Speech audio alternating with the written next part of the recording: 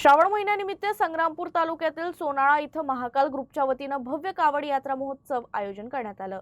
श्री संत सोनाजी महाराज मंदिरापासून सुरू झालेल्या या यात्रेत शिवभक्तांनी मोठ्या संख्येने सहभाग घेतला असून पूर्णा नदीचं पवित्र जल आणून भगवान महादेवाचा जलाभिषेक केला।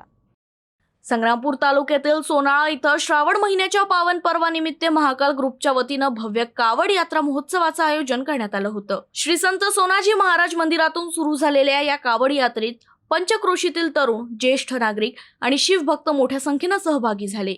खिरोळा येथील पूर्णा नदीतून पवित्र जल आणत भाविकांनी भगवान महादेवाचा जलाभिषेक केला। ढोल ताशांचा गजर आणि हर हर महादेव महाकालच्या जय घोषणा संपूर्ण परिसर भक्तिमय झालं।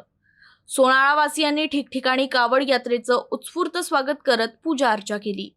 भाविकांसाठी विविध ठिकाणी चहा फराळाचीही व्यवस्था करण्यात आली होती। तर आदल्या दिवशी व्हॉइस ऑफ मीडिया संग्रामपूरच्या वतीनं भाविकांच्या निवास आणि भोजनाची व्यवस्था करण्यात आली होती। कावड यात्रा महोत्सवाच्या यशस्वी आयोजनासाठी महाकाल ग्रुपसह सोनाळा गावातील कार्यकर्त्यांनी विशेष परिश्रम घेतले आहेत।